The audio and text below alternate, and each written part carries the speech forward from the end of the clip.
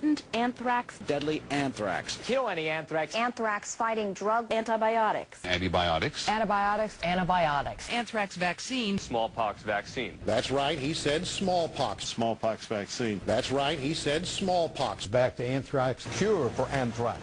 Die from anthrax. Cure for anthrax. Die from anthrax. This was the ammo the U.S. used to frighten its own Congress and scare the United Nations.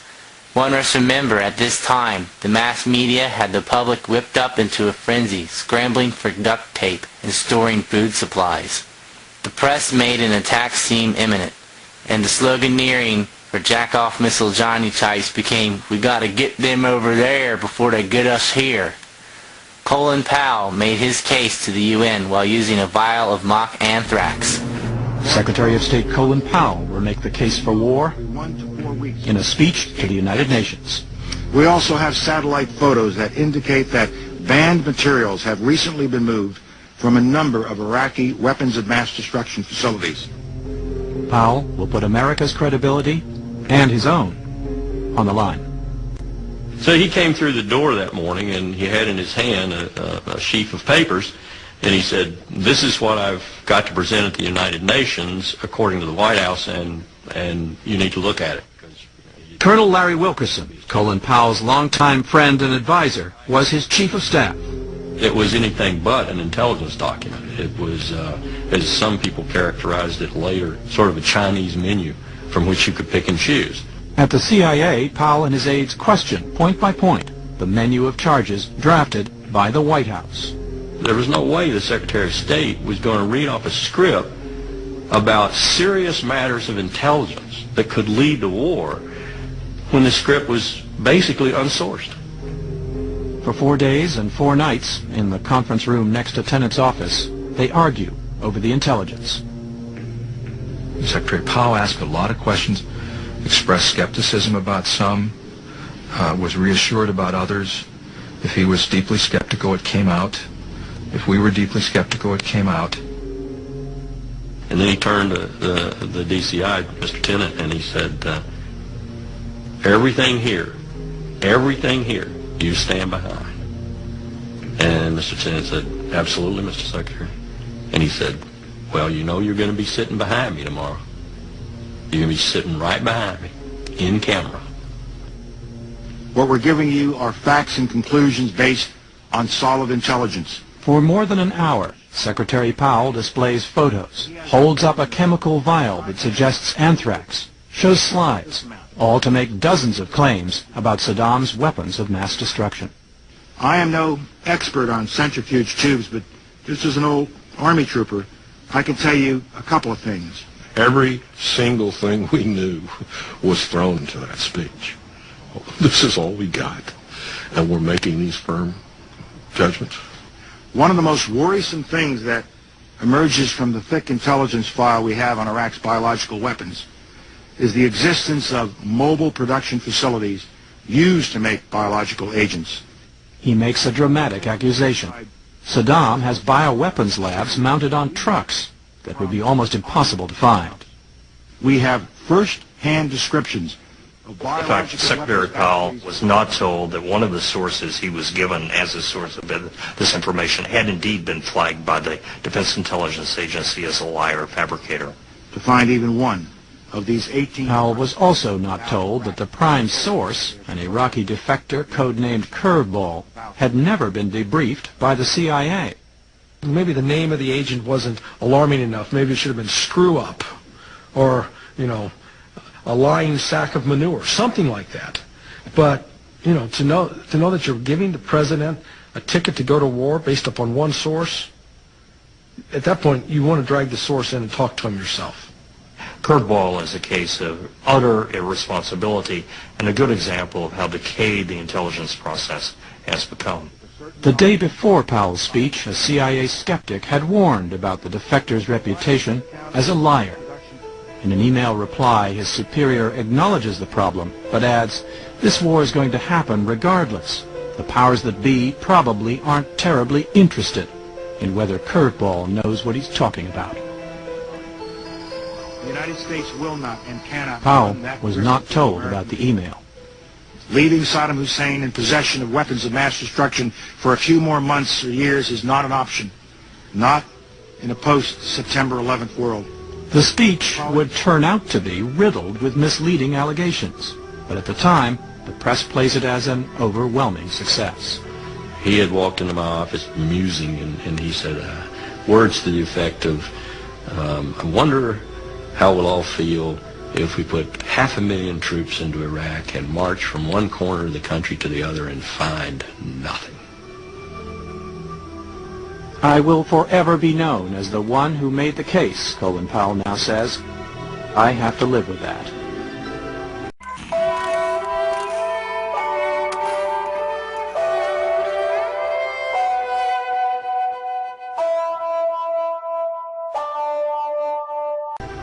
I look back on it and I still say it's the lowest point in my life. I wish I had not been involved in it. March 19th, 2003, the aerial bombardment of Iraq begins. It is the first preemptive war on this scale in U.S. history.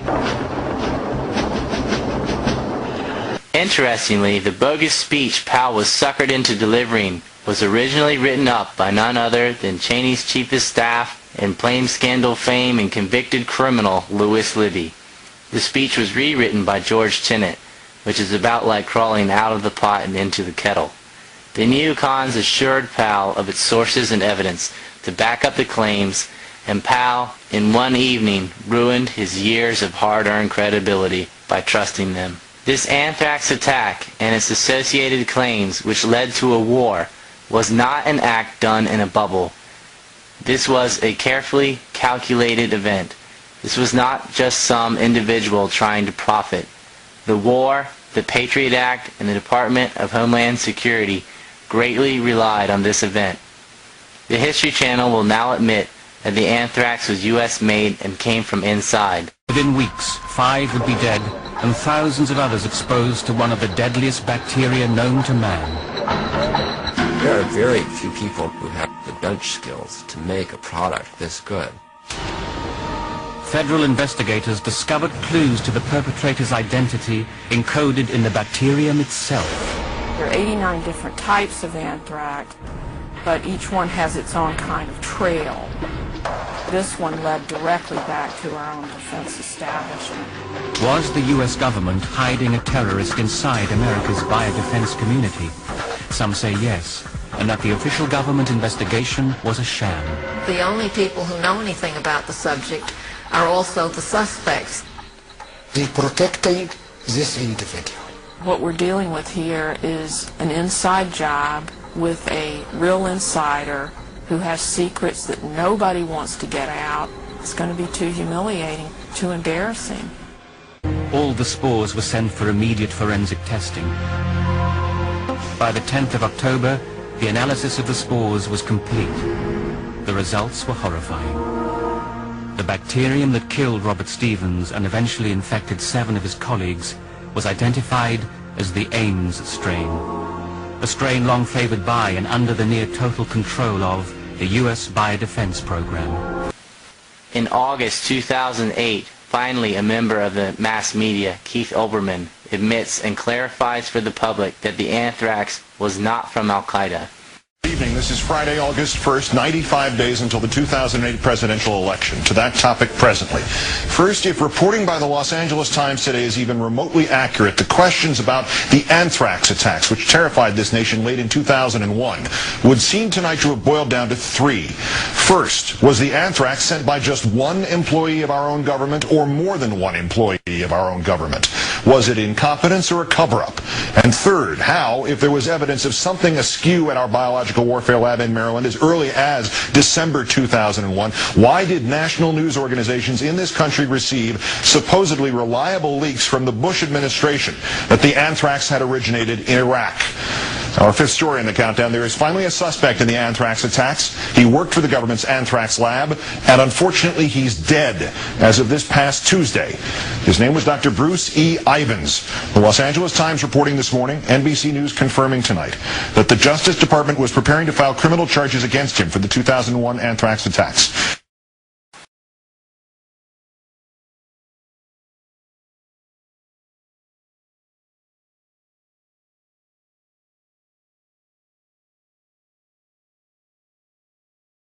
Let me explain the anthrax attacks with a cartoon I made, because I think it's very confusing to pin this down without visual aid. On September 18th, 2 anthrax letters were mailed. Both came from New Jersey. One had the Death to America and Death to Israel letter inside of it, and it was addressed to Tom Brokaw of NBC. This wouldn't be opened until October 12th. The other letter was sent to a New York Post editor and would not be opened until October 17th. 2 days later, still without any letters having been opened yet, on September 20th, 3 letters were mailed. 2 of them were hoax letters sent from Florida. One was to Troxler, Howard Troxler, and the other was to Judith Miller. Troxler opened his on October 9th, Miller opened hers on October 12th.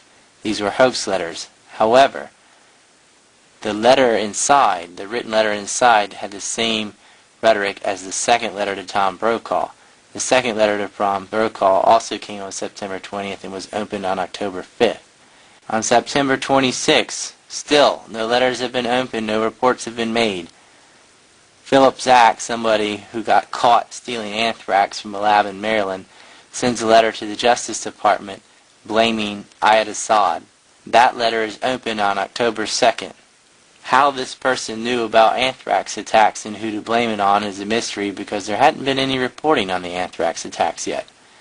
Also on October 2nd, the Patriot Act is introduced, and it is opposed by Senator Daschle and Senator Leahy, who are in position to prevent it from passing. Leahy is the chairman of the Judicial Committee and can block the bill. Daschle is also in a position to block the bill. Daschle and Leahy opposed the Patriot Act on October 6th, and sometime between October 6th and 9th, we can't be sure because the 7th was Sunday and the 8th was Columbus Day, anthrax was mailed to Tom Daschle and Patrick Leahy, and it was the deadliest anthrax so far and meant to kill them. Daschle would open his letter on October 15th, and Leahy's, because it was misrouted, would not be opened until November. At least one other anthrax letter had been mailed about September 21st or 23rd. They're not sure because it had already been opened and was in the bag of mail and contaminated all the rest of the letters, so they don't have a clear postmark. But around that date, it gets opened in October 3rd, causes several people to get sick, and on October 4th, Robert Stephen dies from anthrax, the first person to die from anthrax in the U.S. since the 1970s. And on October 5th, it is reported in the news. This is the first report in the news about the anthrax. James Woolsey, Judith Miller, Gary Schmidt, Robert Kagan, William Crystal will all be blaming it on Iraq. On October 15th, John McCain will go on David Letterman, associating Iraq to Al-Qaeda. The anthrax hoax letters, which helped cause a panic, can't be considered a copycat attack. The news reports about the original anthrax letters came on October 12th and 13th, but NBC News got a hoax letter which was mailed September 20th, and the rest had been sent between October 5th and 9th, long before the public news about the anthrax. It is interesting that they were mailed from the same states as Al-Qaeda's hijackers. Did someone know ahead of time where they were? The letters did read Allah is great and death to Israel. They came on the heels of 9/11, so naturally people assumed it was Al-Qaeda. Then anthrax or hoax anthrax was sent from Florida and New Jersey, just miles from where Al-Qaeda was based. Is this the work of a lone scientist? Who would benefit? Who else was located in both places and has a reputation for false flag terrorism? The Israeli Mossad. Evidence linking these Israelis to 911 is classified. I cannot tell you about evidence that has been gathered. It's classified information. They have the means, the motive, and they were there. Israel was actually caught less than a year later in 2002 creating a fake Al-Qaeda cell. Mike Rivera of WhatReallyHappened.com has reported on this in detail. PNAC's Weekly Standard helped jumpstart the Iraq-made anthrax myth after relying heavily on a report on ABC by Brian Ross. Brian Ross's sources also claim that Hezbollah, Hamas, and Al-Qaeda were all working together. A few months later, Israel was busted with their fake Al-Qaeda cell in Palestine. trying to make the claims that Hamas and Al-Qaeda and Hezbollah, all of Israel's enemies, were working together. Yeah. We had reports that Hamas, and Hezbollah, and Al-Qaeda had tried to hook up together in Beirut and were sharing ideas and thoughts. This was when? Like this was in March of this year. That there was a growing kind of alliance. Now, those three groups don't really like each other. They have their own agendas. And they have different missions, you know. Absolutely. Hezbollah Different in Lebanon, and Hamas is in... Exactly. And Hamas and Hezbollah, there's no record they've ever tried to attack in this country. Al-Qaeda, yes. How about Iraq? Or, suppose, I mean, you can't do this. The first newspaper to report the Iraq anthrax connections was the New York Observer on October 14, 2001. The New York Observer is owned by Charles Kushner's son. Charles Kushner, of course, went to jail for sexually blackmailing his own sister. He was also who paid for and brought in the Israeli national who was sleeping with and blackmailing Governor McGreevey of New Jersey.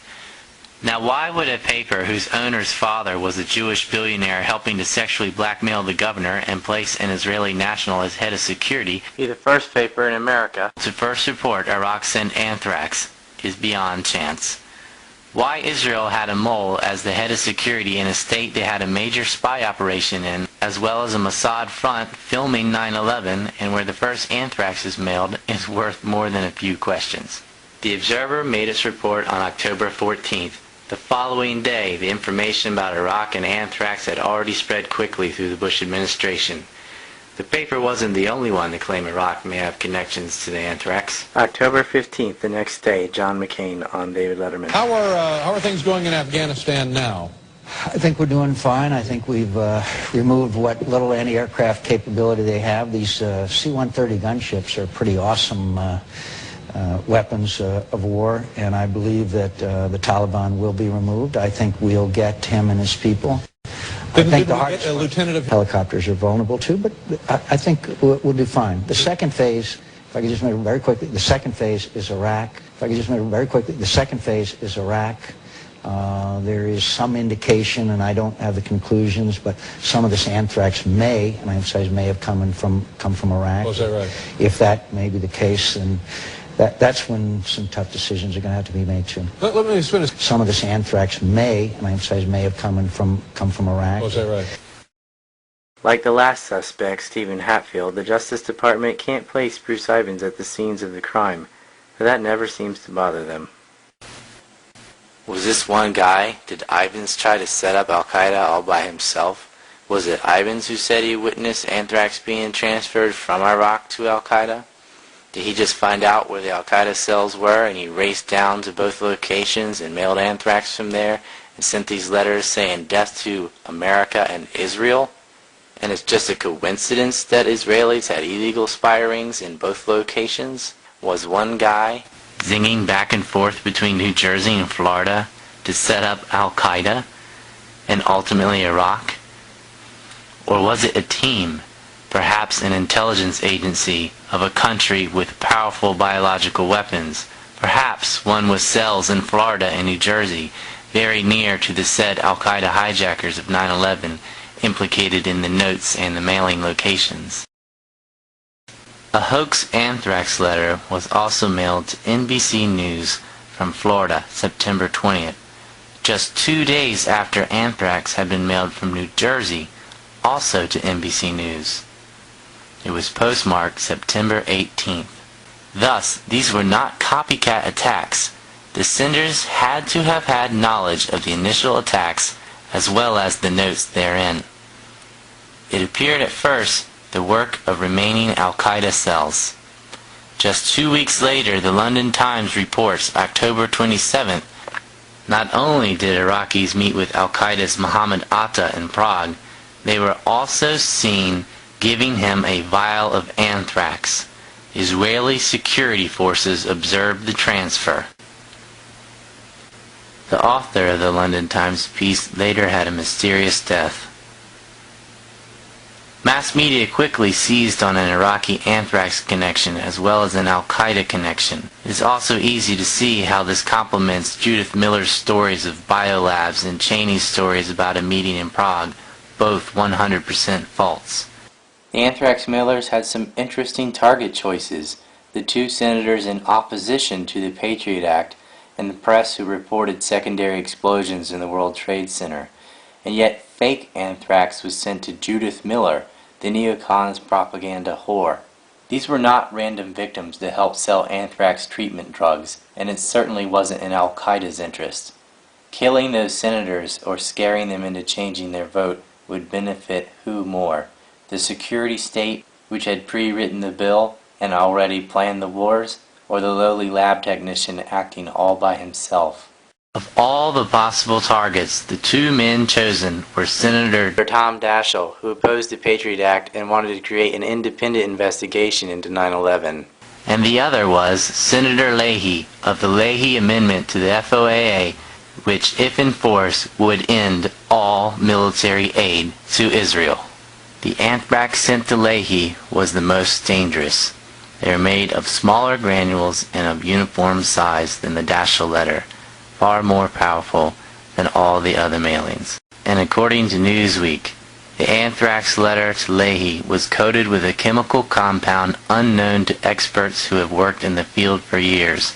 The coating matches no known anthrax samples ever recorded from the biological weapons producers anywhere in the world, including Iraq and the former Soviet Union. The Bush administration was sold on the Iraqi anthrax connection, even when the FBI and the scientific community were not. The window of time was closing. Stephen Hatfield became a person of interest. Two groups went berserk trying to blame him, the JDO and the JDL.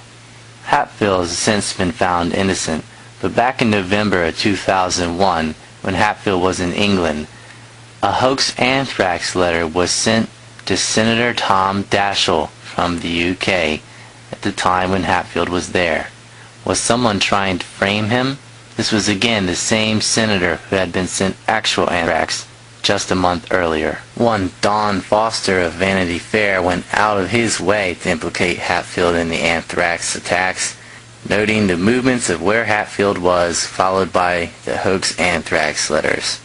Tracing back into the 90s, a letter sent to Benai Britt from Kansas monitored Hatfield's movements, as well as another supposed letter sent from the Washington, D.C. area while he was there, and then another in England while he was there. And yet he wasn't in New Jersey or Florida when those were sent. It is interesting that the anthrax was mailed from the same states and cities as Al-Qaeda's hijacker cells. Did someone know ahead of time where they were? Antiwar.com has at least reported on a portion of the story.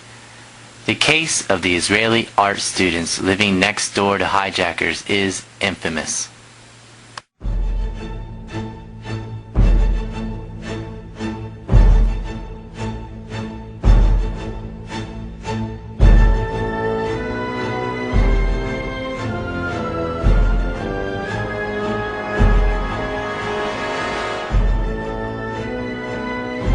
What troubles investigators most, particularly in New York in the counterterrorism investigation of the World Trade Center attack, is that on a number of cases, suspects that they had sought to wiretap and surveil immediately changed their telecommunications processes. They started acting much differently as soon as those supposedly secret wiretaps went into place.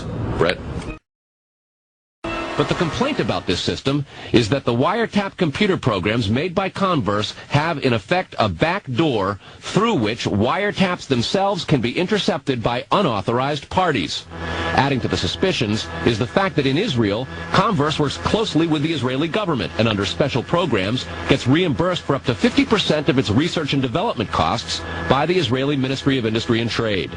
But investigators within the DEA, INS, and FBI have all told Fox News that to pursue or even suggest Israeli spying through Converse is considered career suicide. Here's what happened. The Israeli Mossad gets caught filming the 9/11 event and working for a front company just 3 miles away from the said hijackers in New Jersey. In Florida, it's even worse, with the Israelis living next door to the said hijackers, literally next door to them.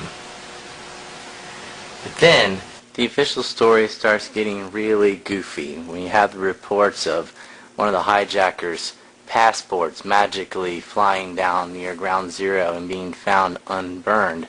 Apparently we have fire hot enough to weaken steel and make buildings collapse, but not hot enough to burn a paper passport. As if it was an attempt to top that one, they have the claim that Muhammad Atta, the same guy they lied about having a meeting in Prague where he got anthrax, supposedly had a bag with a list of all 19 hijackers' names on it and plans about 9/11, which just so happened to get lost in the luggage and never made it on its final flight.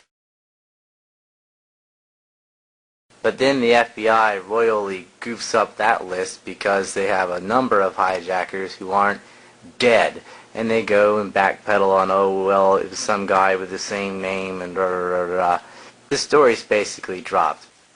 Robert Mueller, the former director of the FBI, finally told CNN in September of 2002 that, quote, there was no legal proof to prove the identities of the suicidal hijackers. There seems to be a lot of mystery surrounding Muhammad Atta. He's the lead hijacker, dubbed so by the mass media.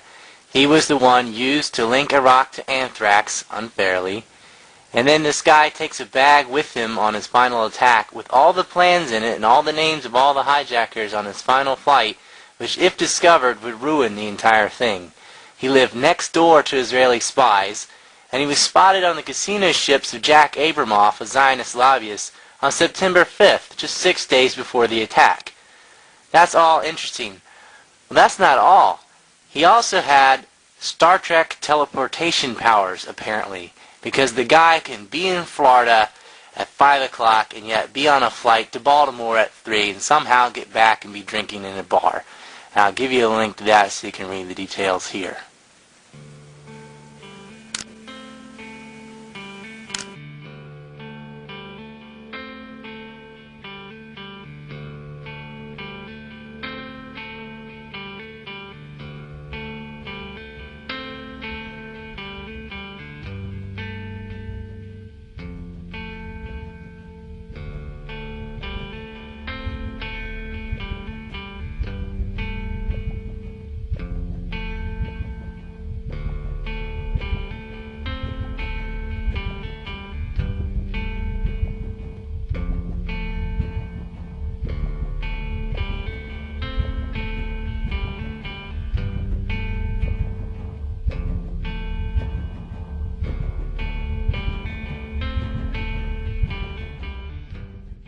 There have been several Osama bin Laden tapes to hit the news as well as Al-Qaeda tapes, and these things are fake.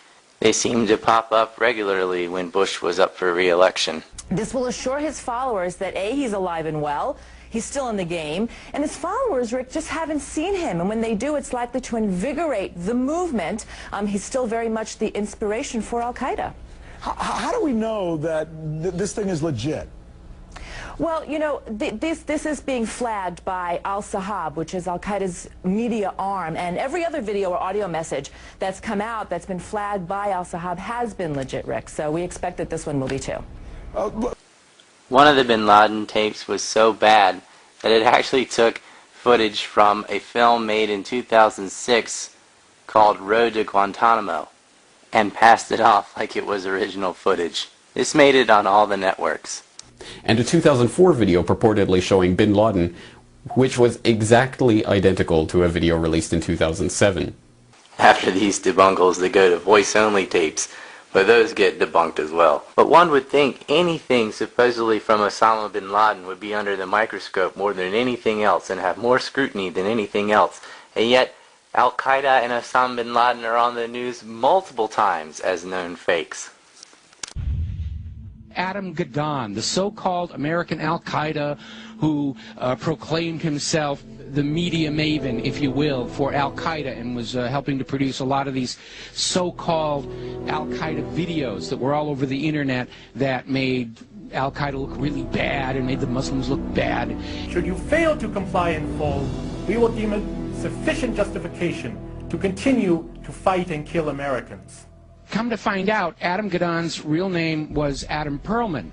And not only was he, in fact, Jewish, he was the grandson of a member of the board of the Anti-Defamation League.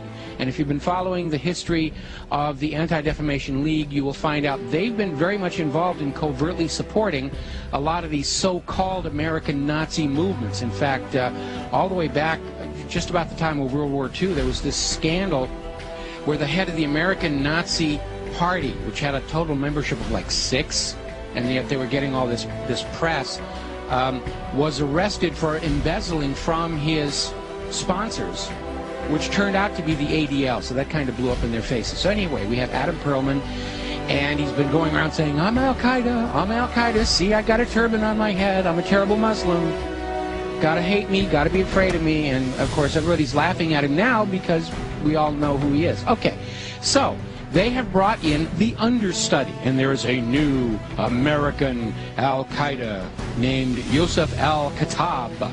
Ooh, big scary name, and they've got a picture of him out there where he's holding all these guns and knives, and he's dressed up like a wannabe Rambo, and he's scowling at the camera, and he supposedly has this website with things in it, like pictures of the Statue of Liberty with an axe buried in the back of the head. I mean, very heavy-handed, very over-the-top. There was also a link to a puppet show mocking Danny Pearl's beheading. Take a look.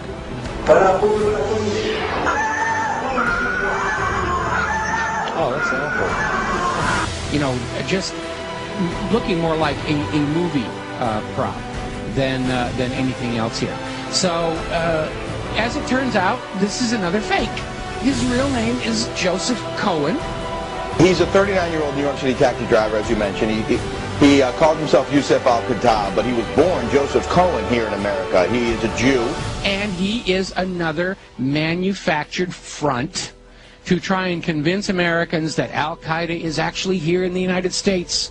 And this is why we've got to be doing this, doing surveillance on the American people and reading their email and listening to their phone calls and all this stuff, because you never know when we're going to get into a situation with the American Al-Qaeda. And it's all a front. It's a fake. He was not their commander. There is also no evidence that bin Laden used the term Al-Qaeda to refer to the name of a group until after September the 11th, when he realized that this was the term the Americans had given him. There was constant discussion about him hiding out in caves, and I think many times the American people have a perception that it's a little hole dug out of the side of a mountain. Oh, no. This is it. This is a fortress. Yes. A complex, multi-tiered, bedrooms and offices on the top, as you can see. Secret exits on the side and on the bottom. Cut deep to avoid thermal detection. A ventilation system to allow people to breathe and to carry on. The entrance is large enough to drive trucks and even tanks, even computer systems and telephone systems. It's a very sophisticated operation. Oh, you bet. This is serious business. And there's not one of those. There are many of those. Oh, I think we've seen this cartoon rhetoric before. There weren't many of those. There weren't any of those. Now, Atta and Al-Amari went out of their way to get on camera on September 10th, the night before the attack. They went to 2 different ATMs, which we have pictures of, a gas station and a Walmart. And then, of course, they're on camera at the airport in Maine. There's a big problem with this, though. Al-Amari isn't dead. The name mix-ups aside, whose face is on the ATM photo? And just who the hell is in the video in Maine? I don't buy the FBI's mix-up excuse at all. What are the odds of a man from Saudi Arabia who had been to America and reported his passport stolen, who just so happened to have the exact same name and birthday as a proposed 9/11 hijacker? It is much more probable that the Israelis stole a passport and the Al-Amari hijacker was just using a stolen identity, as were many of them. You can chalk 1 up to coincidence, but 7? No. There's 7 living hijackers and 1 who died before the event. That's 8 out of 19 who could not have possibly participated in it. And yet the very fraudulent Osama bin Laden confession tapes give praise to people who weren't even involved. I'm going to agree with Seymour Hersh's investigation in the New Yorker. Whatever trail was left deliberately for the FBI to find. He was told by a senior military officer Because of the visas and other documentation needed to infiltrate team members into the United States, a major intelligence service might also have been involved. Yeah, you think? We would like to correct a report that appeared on CNN last night. Based on information from multiple law enforcement sources, CNN reported that Adnan Bukhari and a brother Amir of Vero Beach, Florida, were suspected to be two of the pilots who crashed into the World Trade Center. Today, CNN learned that Adnan Bukhari is still in Florida, where he was questioned yesterday by the FBI, and after taking a lie detector test, today he was cleared of involvement in Tuesday's airliner attacks. We are sorry for the misinformation. Through his attorney, Bukhari says he is not connected at all with this, that he is helping authorities, and that any documents that they found with his name means his identity was stolen. He says Amir Bukhari, who he says is not his brother, died in a small plane crash last year. The living Omari, who is the FBI's current and second pick, reported that his passport had been stolen. This is worse than Niger forgeries, and yet, where was the media? So we have an unburned passport, IDs left behind at strip clubs, and then a list with all the names on it is conveniently left in a bag there for everybody to know. And then that list is all goofed up because some of the names on there were wrong. It gets even more interesting when the live reports report truck bombings as well as arrests. And then this suddenly disappears from the media and the American conscience. Instead, we are fed images of dancing Palestinians. It's funny how Palestinians were featured dancing on every single channel when this was a false prepackaged tape, and yet the Israelis who actually were dancing on 9/11 never see airtime. The dancing Israelis who were working for Mossad front company Urban Moving Systems get caught in a van with traces of explosives. They were filming the 9/11 attacks in New York with the planes crashing into the buildings before it happened. So they just decided to set up a film on that particular day, driving around in a van that had traces of explosives, and there were nearly $5,000 stuffed in their sock, and they just strolling through, you know, set up in the park, put a camera, let's point at the World Trade Center for no particular reason, just in case something happens. And then, of course, 9/11 happens. They're there. That's not reported. The truck bombs are never followed up on, and the massive spy ring is never aired. How did the Israelis know what was going to happen? What happened to the truck bombers? Why were the reports of the truck bombs never brought up again, and the investigations into the spy rings never got airtime? Why is that? Well, I wouldn't hold my breath waiting for the U.S. media to do an in-depth report about it. Anything that can involve Israel is off limits. They won't even report on a 40-year, very open, very verifiable military occupation of racial colonization and ethnic cleansing that could make conquistadors blush.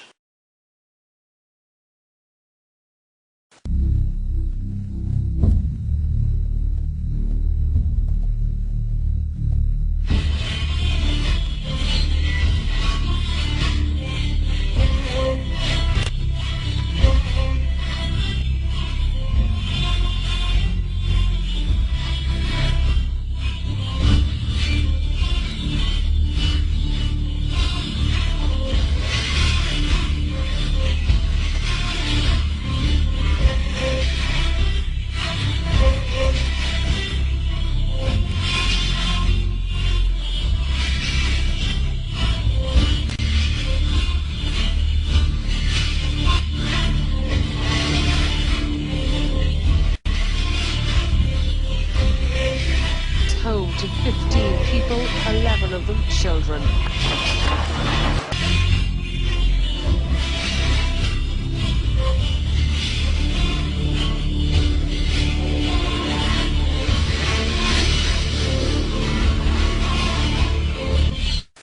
With all the obvious mistakes about the hijackers' identities, the phony bin Laden tapes, the physics of the building, the lies about the anthrax, the lies about weapons of mass destruction, the way the whole narrative was woven together with 9/11, you'd think somebody should be explaining this. There ought to be an investigation into this. Well, there was a investigation into it, sort of. There was supposed to be, from the 9/11 Commission. It wasn't something the Bush administration wanted. Bush was adamant about blocking the formation of a commission to investigate 9/11. Well, why would the President of the United States not want 9/11 to be investigated? He battled with Tom Daschle, the majority leader of the Senate and an anthrax target, about who would conduct an investigation. It wasn't until more than a year later that he conditionally permitted it. The conditions were that the Bush administration selected the commission heads who then selected and controlled the commission. It's a little bit like hiring Dracula to guard the blood bank. It would be like hiring Madoff to investigate fraud. You might as well have a former head of the CIA investigate the Kennedy assassination, or have Boris Yeltsin investigate Boris Berezovsky. Wait, those last two actually did happen. Bush's first pick to chair the 9/11 Commission was Henry Kissinger, upon the advice of Karl Rove. Henry Kissinger, a crook with a rap sheet so long and involved in disastrous covert operations and lies that no one could take him seriously.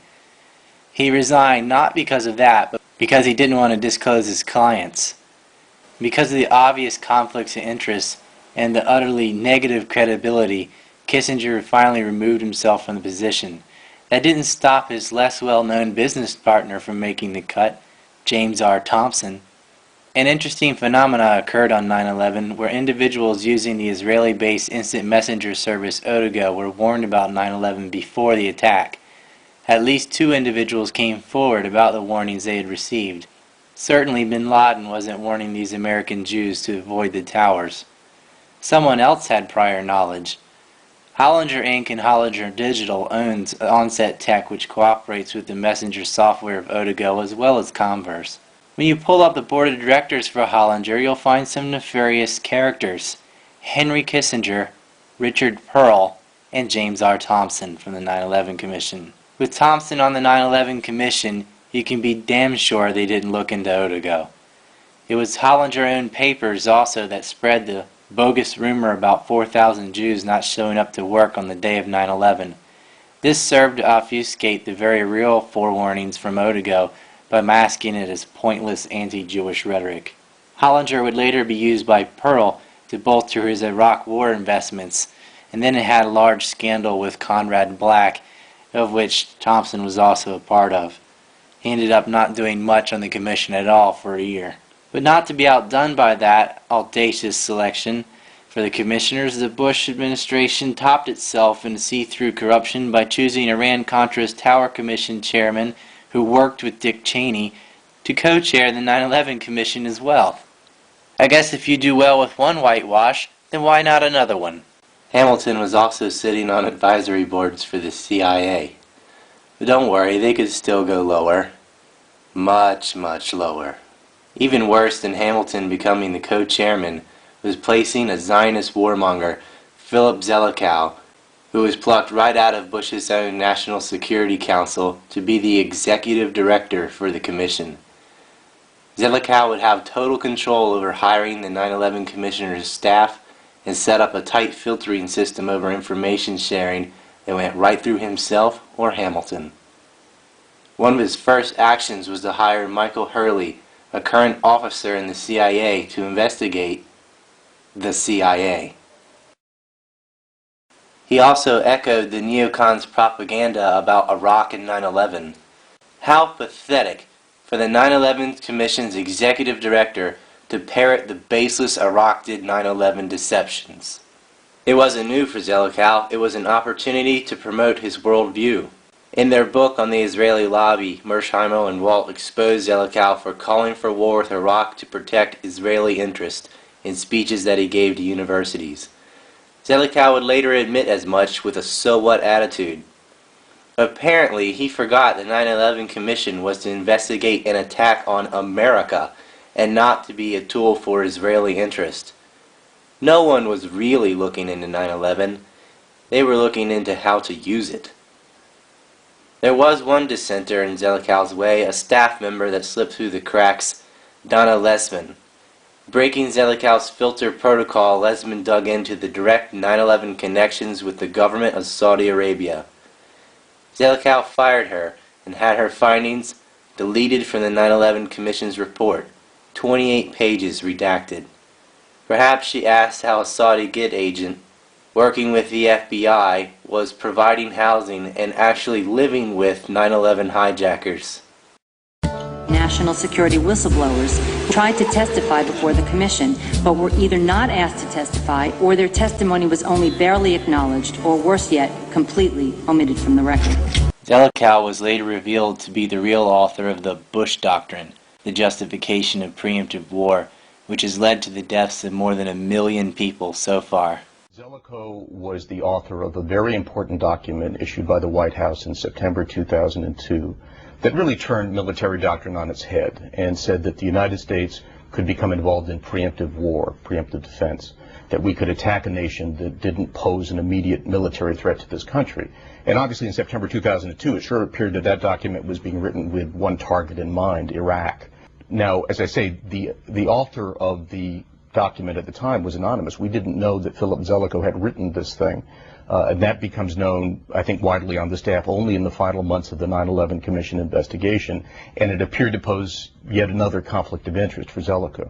Thomas Keane, the other co-chairman of the commission, was there about as often as Obama went to the Senate. He was too busy engaged in his own personal profiteering racket. He said he could only commit 1 day a week to the commission and would only appear in the press if it was with Hamilton. Apparently, investigating 9/11 was not important enough for him to postpone his other affairs, and this allowed Hamilton and Zelikow even more control over the operation. Like James Thompson, Thomas Keane was too involved with his own scandals. What excellent choices for investigators. It's not like 3,000 people were killed. Keane later promoted and was greatly impressed with the comic book version of the 9/11 report, which reduced it down to about 161 picture pages, and he is currently still going around the country hacking this junk into school systems to get elementary school kids even to learn about 9/11. When you hear about the idea of the 9/11 Commission report as essentially a comic book, your first reaction is, what are you, crazy? It's accurate. I mean, the graphic version is accurate. That's what happened. How could they compromise the integrity of the investigation further? What could make it even less objective? Fred Fielding, a current lawyer for Z, better known as Blackwater, a private mercenary firm currently on trial for murder and rape.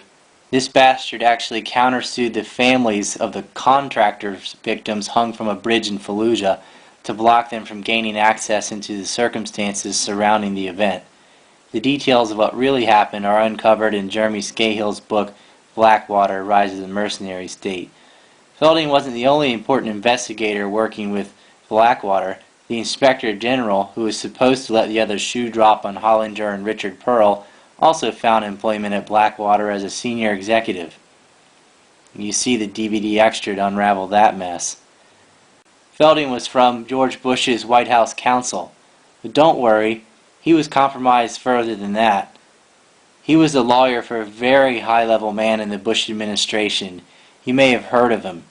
His name is George Bush. It's bad enough that Bush refused to be interviewed by the commission without Cheney, but he also had his lawyer there, and on the side of the investigators. President, why are you and the Vice President insisting on appearing together before the 9/11 Commission? Because the 9/11 Commission wants to ask us questions. That's why we're meeting, and I look forward to meeting with them and answering their questions. Why you're appearing together rather than separately, which was their request? Because it's a good chance for both of us to answer questions that the 9/11 Commission is looking forward to asking us, and I'm looking forward to answering them. Let's see. Don't you think that the families deserve to have a transcript or to be able to see what you Adam, said? you asked me that question yesterday. I got the same answer, yeah. You're one of those 4 that gets to see these documents. Would that change your opinion? No. They don't want any more eyeballs to see their documents than they can possibly get away with. It's a scam. It's absolutely disgusting. The President has said only a minority of the Commission can see a minority of the documents, and then they have to clear what they're going to say to the rest of the Commission with the White House. These blatant conflicts of interest should have been all over the news like a Tiger Woods sex scandal, but they were too busy promoting other things. The 9/11 Commission was a cover-up. It was a total joke, a farce. Heck, why not allow PNAC members to do the investigation? They did.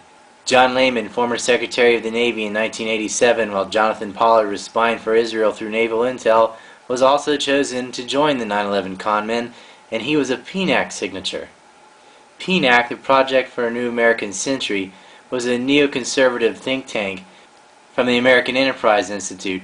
Its members comprised Department of Defense officials and media. They pulled together older Israeli-centric plans from Odin Yinon and IASPA's Clean Break papers to create their magnum opus, Rebuilding America's Defenses. There's been a lot of focus on lines from that particular document, but this narrow scope has overshadowed their other important works, particularly on Afghanistan and Iraq. I can't go over all of them, I have in previous films, but here's an overview. This is what the Lie Factory cranked out. Of course, these are also the men who lied about Prague, Atta, and anthrax. The 9/11 Commission was an extension of the PNAC narrative of deception. Their report ignored the existence of core columns in the Twin Towers. The information on Saudi Arabia was redacted, and the info on Israel didn't even make it that far. Perhaps the most shocking and awful was their investigation into the World Trade Center No. 7. They didn't even do one. They spent $12 million to tell you nothing. Real American patriots have investigated it on their own for free. And trust me, it's an uphill battle against disinfo and ridicule. It doesn't matter how many people say what. It's based on evidence. That's all we need. There were reports of truck bombs and secondary explosions, and when looking back at the whole picture, the anthrax, the blame it on Iraq, the Patriot Act, and everything else that fits in, it becomes clear that they're lying about the towers as well. And a lot of people knew it was going to happen too. There were massive profits made. The crisis allowed for trillions of dollars to become unaccounted for. And the data that was housed that could track the massive corporate fraud was physically destroyed by the section of the Pentagon that was hit, as well as Building 7 in New York. For the Pentagon, when its own auditors admit the military cannot account for 25% of what it already spends. According to some estimates, we cannot track $2.3 trillion in transactions. $2.3 trillion with a T. That's $8,000 for every man, woman, and child in America. Yet, how do you prosecute the government? Obviously, they don't investigate themselves. Thus, the Inspector General of the Defense Department is just part of the military-industrial complex, and the 9/11 Commission was itself composed of PNAC members, war profiteers, and criminals of prior cover-ups. In the councils of government, we must guard against the acquisition of unwarranted influence, whether sought or unsought, by the military-industrial complex. The potential for the disastrous rise of misplaced power exists and will persist.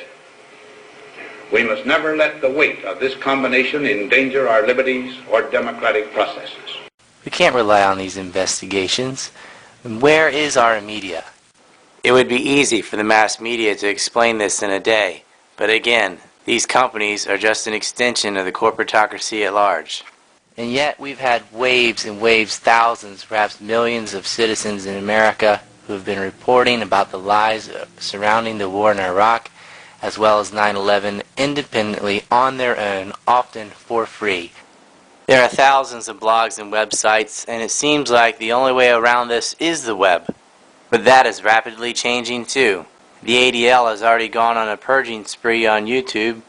My account was completely deleted. Not just my videos, my entire account and all my videos were removed. No explanation was given. War by Deception 2008 wasn't up for even an hour. It is very important to realize that none of this would be possible if schools and the media, especially the media, would just explain what is happening rather than lying to you. Mass media outlets. It is very important to realize that none of this would be possible if schools and the media, especially the media, would just explain what is happening rather than lying to you.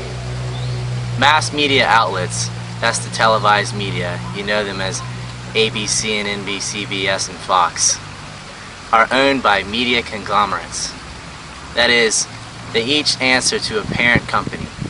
ABC, for example, is owned by the Walt Disney Corporation. NBC by GE and Microsoft.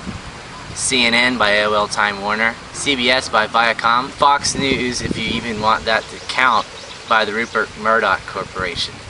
News reports get dictated from the top down and avoid issues such as Israel, the Niger forgeries, AIPAC spying, the Office of Special Plans, North American Union, Council on Foreign Relations, Trilateral Commission, Bank of International Settlements, MEGA, Project for a New American Century, White House Iraq Group, Military Industrial Complex, IASPA, American Enterprise Institute, Defense Policy Board's misgivings, the American Turkish Council, Bilderberg, and anything to do with 9/11, and anything to do with the lies about the Iraq War, post and pre-invasion. Mass media conglomerates are part of the military-industrial complex. If you look at their board of directors, they have overlapping membership with the largest aerospace companies in key multinational defense industries, all which profit handsomely from the budget of the Defense Department. Government employees, as well as these board of director members, all profit through privately held equity firms which engage in insider trading and a variety of immoral corporate profiteering, usually through war. America spends more of its tax money on defense than the rest of the world put together. Over 52% of our discretionary taxes are spent on offense, which they call defense. But it's more than that. America borrows money from the Federal Reserve, money printed out of thin air, new money, and uses that to pay for defense. So the greater portion of our taxes plus borrowed money, which causes massive inflation, all goes into the pockets of these war pigs in the military-industrial complex. And it's not just the Department of Defense, it's several departments. It's the Department of Defense, it's the Department of State, the Department of Homeland Security, the Department of Energy. They're all tied to the MIC. It is the greatest umbrella corporation in the world, and it has to be stopped. Military Keynesianism, the military-industrial complex, the devotion of massive resources to the military has unintended consequences that we refuse to acknowledge. That we are now spending close to $1 trillion a year, that's 1,000 billion, on our military establishment.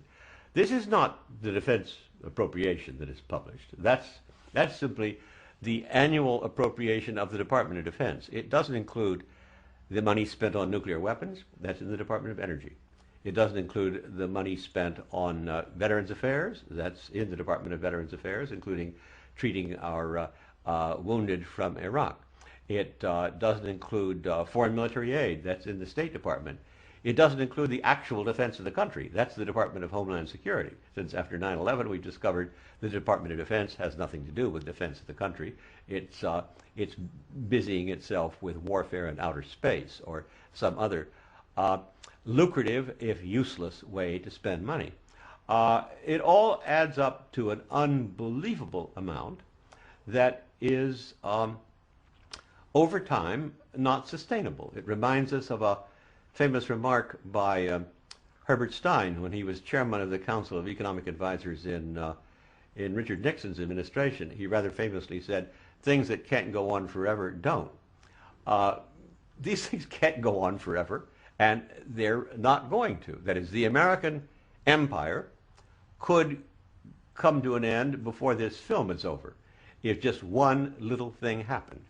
If Saudi Arabia decided that it wanted to be paid for its oil in euros instead of dollars, why should we be concerned about imperialism and militarism? It's a suicide pact. That's the way empires end. The U.S. is always at war or part of some conflict, and it doesn't matter if you rename a war a police action or whatever. It's a war. The point of war for the U.S. is not to win, but to prolong. In order to operate, the MIC needs conflicts. Perpetual war is their openly stated goal. Perpetual war means perpetual profits. Ultimately, they aim to monopolize vital resources, destroy potential economic or military rivals, devalue currencies to wipe out the middle class, and rule with impunity as corporate oligarchs in a globalized shadow government. Sorry for the black screen, but I have to censor the war images from Iraq and Afghanistan for YouTube, which is unfortunate because I believe it's really important for people to see the faces of war and to see the true horror of war, to understand it on an emotional level, because there's too much detachment, too much cognitive dissonance. With the profitable Cold War over and hundreds of billions in security fraud and a network of mediums to obfuscate off-the-books financing for covert and illegal operations under investigation, an event was needed to cover the old crimes and create the atmosphere for new ones. This wasn't for America or solely by American elements. It was multinational. Showing that 9/11 was done and why it was done and who covered it up isn't the same as how it was done. We've seen airplanes and truck bombs, but what about the other explosions higher up in the towers? If bombs were inside, how could they be set in there with so many employees working in the towers? And who did it? You can forget about security, that's a non-issue. But exactly how and where could one place charges without anyone noticing? A good place to start would be the men arrested for fake IDs that granted them access to the towers to fix sprinkler systems, upgrade internet cables, move out furniture, and work on chronically broken elevators, especially when the Israeli-owned company they claimed to work for had no authenticity. Movers bring the goods, elevator and cable mechanics set them in place, maintenance shuts down the fire prevention system. Quick 3-step plan. Any sense at all, have you heard anything even anecdotally from the cops about how many people managed to get out of the building before they collapsed? No, absolutely not, but there's also, I don't know if it was the case now, but I do know that one of the towers had a major elevator that went all the way to the top that was malfunctioning and has been malfunctioning for at least a month. They've been having a lot of trouble with that. The details of that story and my investigation into it are on my website. Yeah, that's right, I'm making you go to my website. I get something out of making this film. All of this should have and could have been in more press, but aside from the tight control over the broadcast news by the Pentagon, in the immediate post-9/11 atmosphere, it was sacrilegious to question anything. The press creates the narrative, no matter how silly, by repetition and repetition. The news is highly filtered and controlled. These people are normally just talking bobbleheads reading teleprompters and sticking to daily talking points issued from the top down. By repeating uniform catchphrases simultaneously across the media spectrum, they create a lemming effect. But ABC and NBC, CBS, and Fox don't really differ. They usually have the same exact stories, often in the same order with the same catchphrases. They are trying to lead you to think the way they are told to tell you to think. It pays to lie. William Crystal, despite being wrong about everything, gets a job at the New York Times. Judith Miller, despite having gone to jail for 85 days for some of her lies, gets hired by Fox News. And Paul Wolfowitz, the idiot who said that Iraq's oil revenue would pay for the cost of the war within 2 years, gets rewarded for that economic blunder by being appointed head of the World Bank. The following FBI agents who screwed up or covered up investigations into anthrax and into the 9/11 hijackers got promotions. But you can imagine we are being manipulated by a tiny minority in a global game of theft and murder of our fellow man. We, all of us, are being robbed daily by the military central banking financial system. We don't have to live this way. And we don't need our resources allocated by a central supercomputer or any other glorified high-tech communism. That is not a solution, and it is not realistic.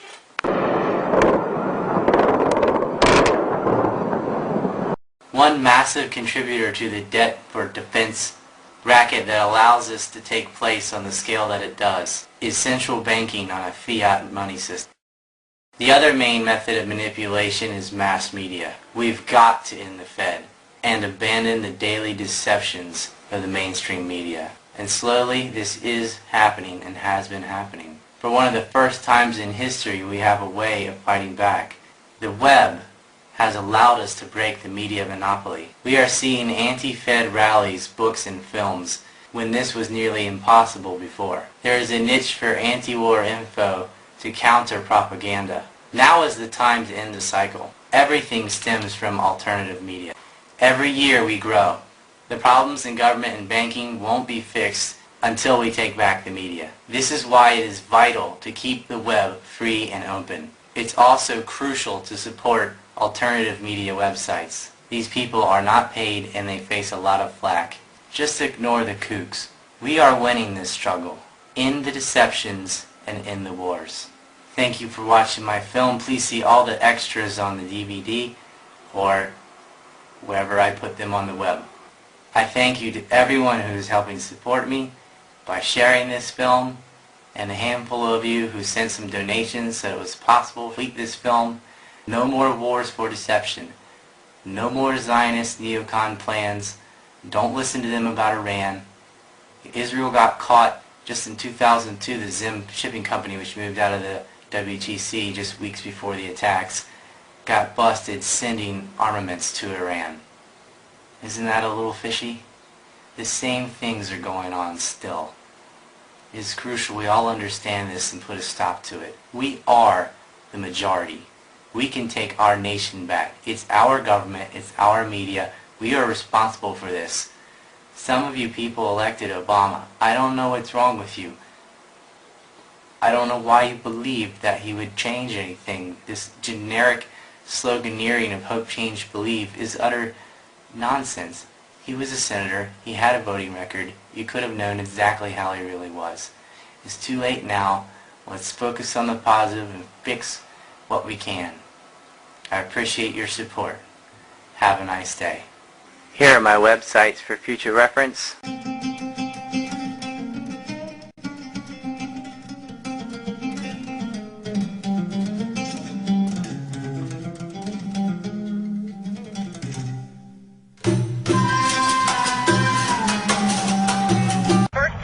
Medical student.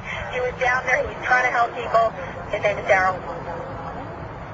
Yeah, so I was just standing there, you know, we were watching the building actually because it was on fire, the bottom floors of the building were on fire, and, you know, we heard this sound that sounded like a clap of thunder. Turned around, we were shocked to see that the building was, well, it looked like there was a shock wave ripping through the building, and the windows all busted out, and you know, it was horrifying. And then, you know, about a second later, the bottom floor caves out, and the building followed after that, and we saw the building crash down all the way to the ground. You know, we were in shock, and then the worst part about it, we saw the smoke and the plumes of smoke coming after us, and we had to run. We had to run north, actually, on that street. We just ran north to escape from the smoke, and luckily we weren't hurt, but it was certainly very, very scary. Yeah. Friends, they are NYU medical students. They are going to go back and help with the emergency.